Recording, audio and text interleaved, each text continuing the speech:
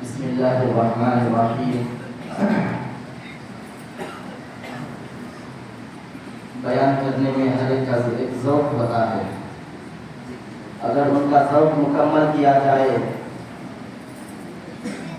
تو جو موضوع لے کر آئے ہیں اس موضوع کی مفید باتیں آپ حضرات کے سامنے آئیں گی۔ اس لیے میرا بھی ایک ذوق یہ ہے کہ آپ حضرات مل جل کر نزدیک ہو کر بیٹھ جائیں، تاکہ ابھی مسجد فل ہو گئی ہے اور بہت سارے آنے والے حضرات بھی ہیں اور ان کے لیے جگہ بھی دینا ضروری ہے۔ اس لیے جن کی پیٹوں میں اگر کوئی درد نہ ہو اور سکون کے ساتھ اطمینان کے ساتھ حشاش پرشاش ہو کر 1 گھنٹہ 1.5 گھنٹہ جو بیٹھ سکتے ہو تو وہ حضرات تھوڑا سامنے آ کر بیٹھ جائیں۔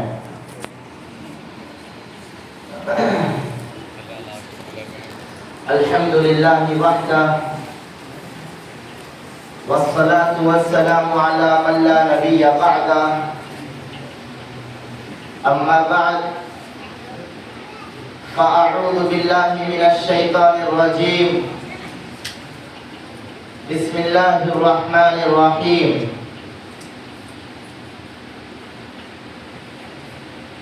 قال اللہ تعالی فی القرآن المجید، یا بنی ان اللہ اصطفى لکم الدین فلا تموتن الا وانتم مسلمون، صدق اللہ العظیم۔ وقال النبی صلی اللہ علیہ وسلم،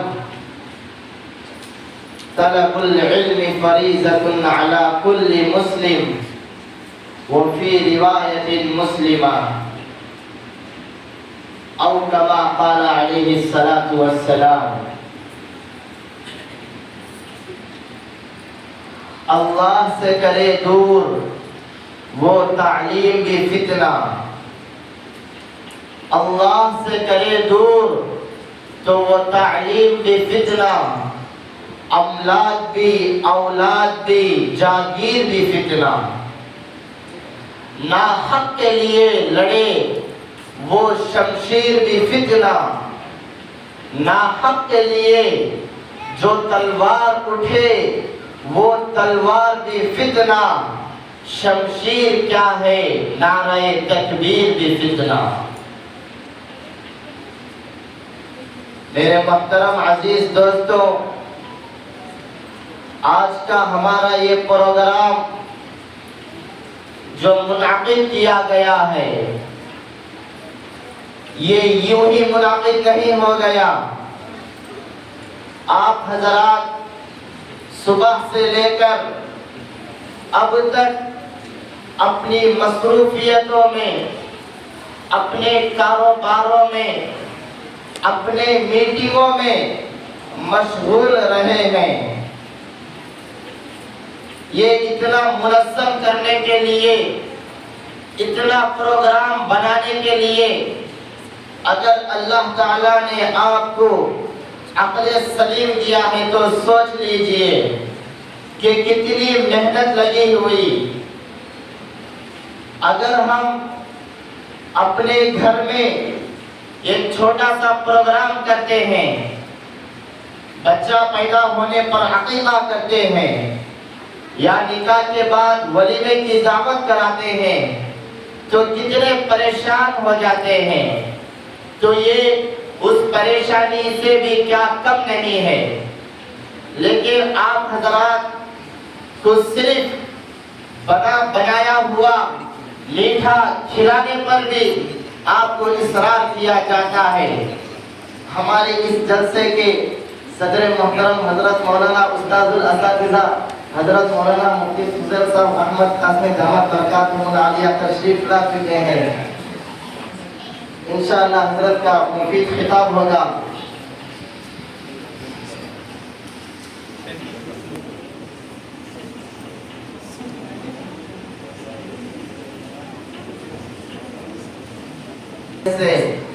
آپ حضرات کے سامنے چند منٹ کچھ مفید باتیں پیش کروں گا.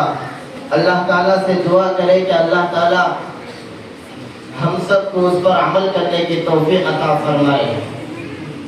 میرے محترم عزیز دوستوں، ہمارے یہاں پر جو پروگرام کا مقصد ہے، منعقد ہونے کا جو منشا ہے، اس کا مطلب اور مجھے جو بات کرنے کے لیے بتائی گئی ہے یہ مکتب کی اہلیت کے اوپر ہے. اللہ تبارک و تعالیٰ نے آپ حضرات کو جو اولاد کی نعمت سے نوازا ہے، یہ اولاد کی نعمت معمولی نعمت نہیں ہے، بے قیمتی نعمت نہیں ہے. اولاد کی نعمت ان سے پوچھئے جو شادی ہونے کے بعد 10 سال 15 سال 5 سال گزر جاتے ہیں لیکن ابھی تک ان کو اولاد نہیں ہوتی ہے. در در پھر رہے ہوتے ہیں کسی بابا کے پاس، کسی عالم کے پاس، یہاں تک کہ اگر کوئی مندر کا پجاری اگر اس کو بتلا دے کہ میں آپ کو اولاد دینے کے لیے تیار ہوں، بس آپ اپنا مذہب چھوڑ کر آ جائیے، تو میرے بھائیوں میں سچ کہتا ہوں کہ وہ باپ ہو یا ماں ہو اپنا مذہب تک چھوڑنے کے لیے تیار ہو جائے گی. لیکن اللہ تبارک و تعالیٰ نے آپ کو جو نعمت دی ہے اس کی ناقدری نہ کیجیے. قرآن میں اللہ تعالیٰ فرماتا ہے یا ایھا الذین آمنوا قوا انفسکم واہلیکم نارا وقودها الناس والحجارہ. اے ایمان والو، اپنے آپ کو اور اپنی اولاد کو جہنم کی آگ سے بچاؤ کہ جس جہنم کا ایندھن آدمی ہوں گے. اس آیت کی تفسیر میں مفسرین لکھتے ہیں کہ اپنے اولاد کی صحیح تربیت کرنا والدین کے اوپر فرض ہے.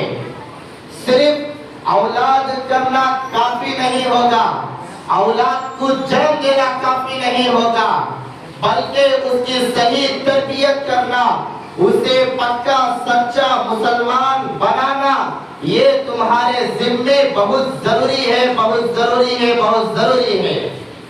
اگر پیدا کر کے چھوڑ دینا یہ تو جانور بھی کرتے ہیں. اگر کوئی میری باتیں کچھ کڑوی لگیں گی لیکن میں آپ کے سامنے رکھنا میرا فریضہ سمجھتا ہوں. پیدا کر کے چھوڑنے کے بارے میں علماء کرام مفکرین دین نے کہا ہے اگر کوئی باپ اپنے بچے کی صحیح تربیت نہ کرنے کی نیت سے پیدا کیا تو وہ سماج میں جانوروں کی تعداد میں اضافہ کیا ہے، مسلمانوں کی تعداد میں، صحیح انسان کی تعداد میں اضافہ نہیں کیا، صرف جانوروں کی تعداد میں اضافہ کیا ہے. تو اس لیے میرے بھائیوں اپنے اولاد کی صحیح قدر کرو، اپنے اولاد کو ایسی بناؤ کہ تم جانے کے بعد اس محدود زندگی، اس دنیا سے آنکھ بند کرنے کے بعد آپ قبر کو چلے جائیں گے تو آپ کی اولاد کو کم از کم اتنا بناؤ کہ آپ کو پڑھ کر 4 قل بخش سکے. اتنا تو کم از کم بنانے کی تمہارے اوپر فرض بنتا ہے اور ذمہ داری بنتی ہے. صرف بچے کر کے گاؤں گلی کے حوالے کر دینا یہ عقل میں آنے والی بات نہیں ہے. اور تم خود بھی علم دین کو حاصل کرنا بہت ضروری ہے. ابھی مولانا بتا رہے تھے کہ العلم من المہدی الی اللحد، یہ اس کا مطلب صحیح احادیث سے ثابت ہے، جبکہ محدثین نے اس حدیث کو موضوع اور ضعیف قرار دیا ہے، لیکن اس کا مطلب صحیح احادیث سے ثابت ہے. اس لیے کہ اللہ کے نبی علیہ السلام نے دعا مانگا کرتے تھے رب زدنی علما، رب زدنی علما، کہ اللہ کہ میرے علم میں اضافہ فرما۔ تو علم میں اضافہ کب تک ہوتا رہے گا؟ بچہ پیدا ہونے سے لے کر مرنے تک، موت تک اگر علم سیکھتا رہا تب بھی کم ہے۔ علم پیدائش سے لے کر قبر کو جانے تک ہے۔ آج کل ہم سمجھاتے ہیں نوجوانوں کو، بوڑھوں کو سمجھاتے ہیں کہ قرآن صحیح پڑھنا سیکھ لیجئے، تو کہتے ہیں کہ وہ عمر تو نکل گئی۔ قرآن صحیح پڑھنا، مکتب میں داخلہ لینا، مدرسے میں داخلہ لینا، اس کی عمر 8 برس ہے، 9 برس ہے، 11، 12، 13، 14، زیادہ سے زیادہ 20 برس، 18 برس کے اندر ہے۔ اگر کوئی 18 برس پار کر گیا، 20 برس پار کر گیا، چھوٹی سے داڑھی کیا نکل گئی، مونچھ کیا نکل گئی، تو وہ سمجھتے ہیں کہ مکتب کو جانا حرام ہے، مدرسے کو جانا حرام ہے۔ ایک مولوی صاحب کے پاس جا کر صحیح قرآن پڑھنا سیکھنا یہ حرام ہو چکا ہے۔ میرے بھائیوں، دوسرا جواب یہ دیتے ہیں شرم آتی ہے۔ شرم کیوں آ رہی ہے؟ مجھے بتائیے شرم کیوں آ رہی ہے؟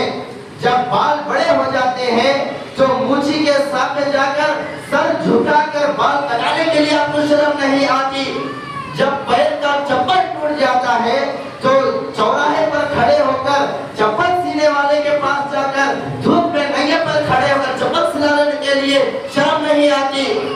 صحیح قرآن، صحیح دین کی معلومات حاصل کرنے کے لیے امام صاحب کے پاس بلایا جائے تو کہتے ہیں عمر نکل گئی، کیا مر کر قبر میں چلے گئے؟ مرنے سے پہلے تک موقع ہے، مرنے سے پہلے تک سیکھ لیجئے۔ آپ جو صبح صبح اٹھ کر اخبارات، جھوٹے جھوٹے اخبارات پڑھ کر میٹنگ غیبتوں کی مجلس ہوٹلوں کے پاس لگاتے ہیں، اگر اس میں سے آدھا گھنٹہ بھی اگر نکال کر اپنے محلے کے امام صاحب کے پاس آئیں گے تو میرے بھائیوں تمہاری زندگیوں میں تبدیلی آ جائے گی۔ کس منہ سے اپنے آپ کو مسلمان کہتے ہو؟ میں آپ حضرات کو جھنجھوڑنے کے لیے آیا ہوں۔ تم کس منہ سے اپنے آپ کو مسلمان کہتے ہو؟ مجھے بتائیے کہ یہاں کے مجمع میں کس کس کو قرآن عربی میں دیکھ کر پڑھنا آتا ہے؟ کس کس کو آ رہا ہے دیکھ کر قرآن عربی میں پڑھنا؟ کیا کل قیامت کے دن میدان محشر میں اللہ تعالیٰ پوچھ لے گا تو پورا گاؤں، پورا محلہ مسلمان کے نام سے پھر رہا تھا، کیا قرآن پڑھنا آتا ہے؟ اگر پوچھ لے گا تو کیا جواب دو گے؟ کیا تم کو اس بات کی گارنٹی ہے کہ یہی زندگی میری آخری زندگی ہے، میدان محشر میں نہیں اٹھنا ہے، وہاں پر کچھ پوچھ تاچھ نہیں ہوگی؟ اور ہمارے معاشرے میں ایک بگڑی ہوئی صورت یہ ہے کہ ہم نماز نہیں پڑھ رہے ہیں، نماز کو معمولی سمجھ رہے ہیں۔ میرے بھائیوں، آج میں آیا ہوں، میری باتوں کو نوٹ کر لیجئے اور آپ اپنے دلوں میں بٹھا لیجئے کہ فلاں وقت میں ایک آدمی آیا تھا، ایک بچہ آیا تھا، کچھ بول کر گیا ہے، اگر اس پر عمل کریں گے تو کل میدان محشر میں آپ کا منظر پرصراط آپ پلک جھپکنے کے برابر پار ہو جائیں گے۔ اگر یوں ہی ہوائی تقریر میں اڑا دیے، آئے بیان کیے، جلسوں میں جیسا بیان کرتے ہیں، جمعے میں جو رسمی طور پر بیان ہوتا ہے، اگر اس طرح سمجھ لیں گے تو پچھتانے کے سوا کچھ بھی نہیں ہوگا۔ کل قیامت کے دن ربنا ابصرنا وسمعنا فرجعنا نعمل صالحا انا موقنون، آپ کہیں گے کل قیامت کے دن اے اللہ یہاں کا منظر ہم نے دیکھ لیا، اے اللہ یہاں کے ہولناک عذاب ہم نے دیکھ لیا، یہاں کی پوچھ تاچھ ہم نے دیکھ لی، اب ہم کو دنیا میں لوٹا دے، ہم یہ پلک جھپکنے کے برابر بھی گناہ نہیں کریں گے، کھانے کو چھوڑ کر نماز پڑھیں گے، صبح میٹھی میٹھی نیند چھوڑ کر حی علی الفلاح، حی علی الصلاح کی صدا پر فوراً مسجد کو پہنچ جائیں گے۔ کل قیامت کے دن یہ بولنے سے کچھ نہیں چلے گا، اللہ تعالیٰ یہ مار ایسا مارے گا کہ آپ سیدھا الٹے کو جہنم میں جا کر گر پڑیں گے۔ نماز کو چھوڑنا معمولی بات ہے، کیا ہمارے باپ داداؤں سے یہ وراثت ہم کو ملی ہے؟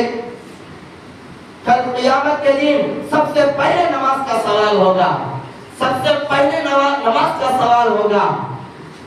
قرآن میں اللہ تعالیٰ فرماتا ہے وَإِن مِّن شَيْءٍ إِلَّا يُسَبِّحُ بِحَمْدِهِ وَلَٰكِن لَّا تَفْقَهُونَ تَسْبِيحَهُم کہ روئے زمین پر ہر چیز اللہ کی ذکر بیان کرتی ہے، ہر چیز اللہ کی تسبیح بیان کرتی ہے۔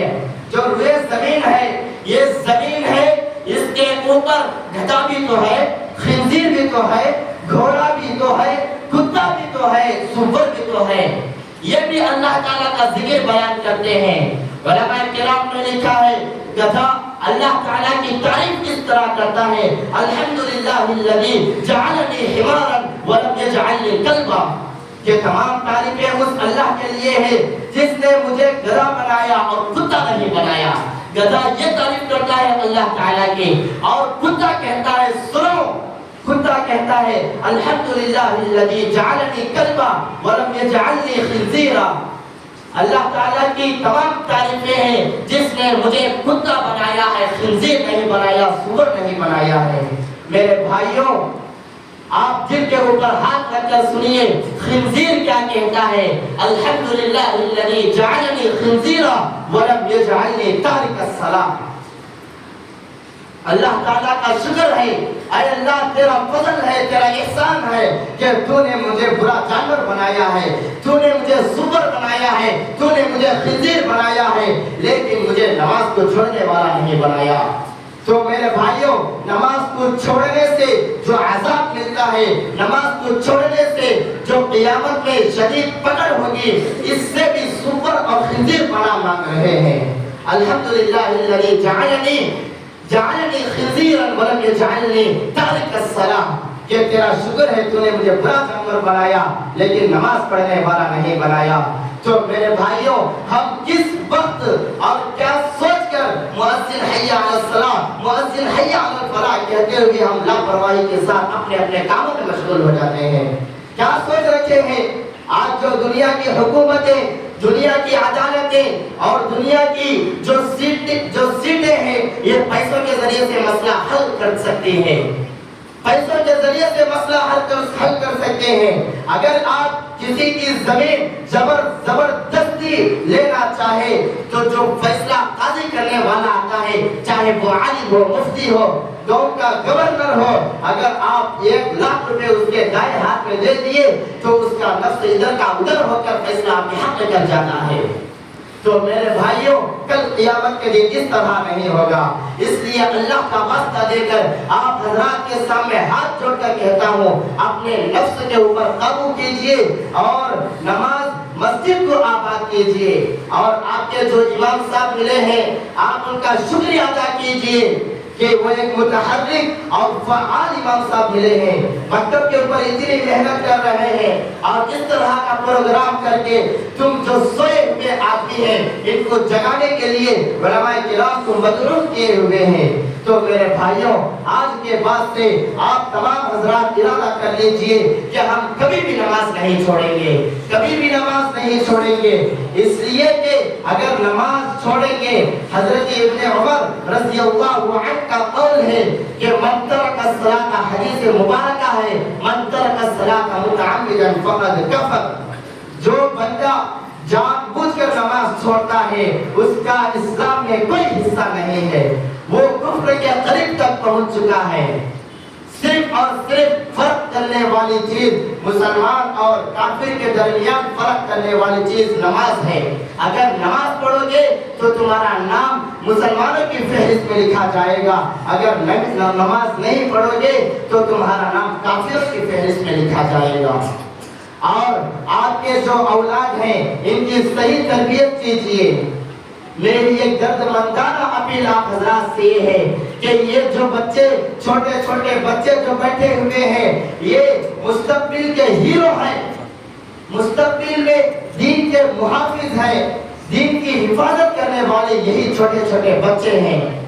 آج حکومت نئی نئی پالیسیاں وجود میں لا چکی ہے، خفیہ تحریکیں مسلمانوں کے خلاف، مسلمانوں کے دین کے خلاف ہو رہی ہے۔ تو میرے بھائیوں، اگر آپ ان چھوٹے چھوٹے بچوں کے بارے میں لاپرواہی کریں گے تو کل قیامت کے دن بہت سخت پکڑ ہوگی۔ یہی بچے جو آپ دنیا بنانے کے لیے آپ جو اپنے بچوں کو دنیا بنانے کے لیے، نوکری دلانے کے لیے اپنے گھر کو، اپنے جائیداد کو، اپنے پیسے کو اور اپنی محنت کو، اپنی جان کو خون پسینہ یہ کر کے بچوں کی دنیا بنانے کے لیے اتنی فکر کر رہے ہیں، تو میرے بھائیوں مجھے اس سے یہ اعتراض نہیں ہے، آپ عمدہ سے عمدہ اسکول پڑھائیے، عمدہ سے عمدہ بچوں کو جاب دلائیے، عمدہ سے عمدہ بچوں کو دنیا کی لین سے، انگریزی لین سے آگے بڑھائیے۔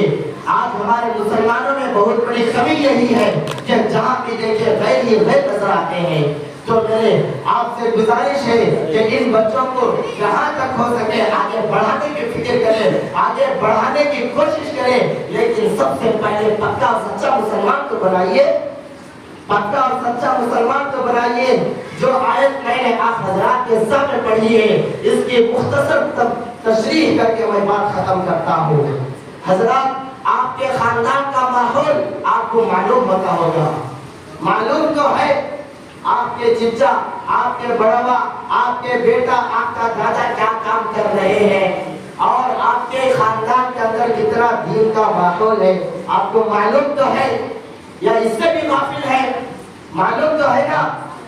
تو میری آپ سے گزارش ہے، میں نے جو آیت آپ کے سامنے پڑھی ہے، حضرت یعقوب علیہ السلام ووصى بها ابراہیم بنیہ ویعقوب یا بنی ان اللہ اصطفى لکم الدین فلا تموتن الا وانتم مسلمون۔ حضرت یعقوب علیہ السلام کا پورا خاندان نبیوں والا خاندان تھا، پورا خاندان رسولوں والا خاندان تھا۔ میرے بھائیوں مجھے آپ بتائیے، نبیوں والا خاندان میں، رسولوں والے خاندان میں کیا کوئی کافر پیدا ہو سکتا ہے؟ کیا وہاں پر معصیت اور گناہوں کا اندیشہ کر سکتے ہیں؟ گناہوں کا اندیشہ بھی نہیں ہوتا، کفر کا اندیشہ بھی نہیں ہوتا۔ لیکن جن کا خاندان نبیوں والا خاندان تھا، ان کے باپ نبی تھے، ان کے چاچا نبی تھے، ان کے چاچا حضرت اسماعیل علیہ السلام نبی تھے، ان کے دادا نبی تھے، ان کا پورا خاندان نبی تھا۔ لیکن جب موت کا وقت قریب آیا تو اپنے بیٹوں کو بلائے، کون بلائے؟ نبی بلائے، زمانے کے نبی بلائے، جسے اپنے خاص بیٹوں کو بلا کر کہا کہ میرے مرنے کے بعد تم کس کی عبادت کرو گے؟ میرے مرنے کے بعد تم کس کی پوجا کرو گے؟ میرے مرنے کے بعد تم کس کے دین کو پسند کرو گے؟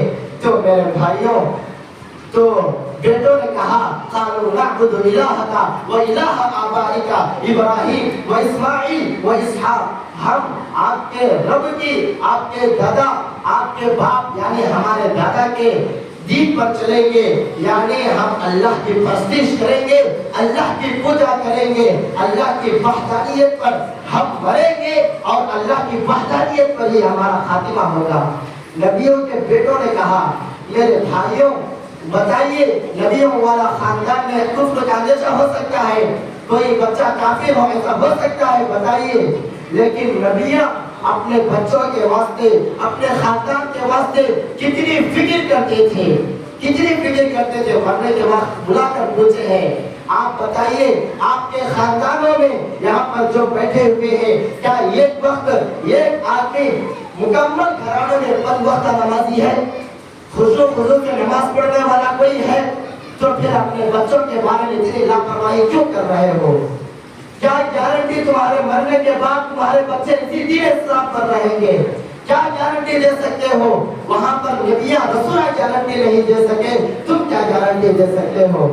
تو میرے بھائیوں، مفکر اسلام حضرت مولانا علی میاں ندوی رحمت اللہ علیہ نے فرمایا، تو عزیز دوستوں صاف الفاظ میں کہتا ہوں کہ جو قوم کے بچے ہیں، تمہارے بچوں کو عید کے موقع پر عمدہ سے عمدہ کپڑے دلانے سے 1000 درجے زیادہ، آپ کے بچے اگر بیمار ہو گئے تو ان کو اچھا سے اچھا علاج کرنے سے 1,00,000 درجے زیادہ، اور آپ کے بچے اگر کوئی مصیبتوں میں مبتلا ہے، اگر کوئی نوکری دلانے کے لیے اگر آپ لاکھوں روپے خرچ کر رہے ہیں، لاکھوں بار زیادہ یہ بات کا اہتمام کیجئے کہ آپ اپنے بچے کو پکا سچا مسلمان بنائیے۔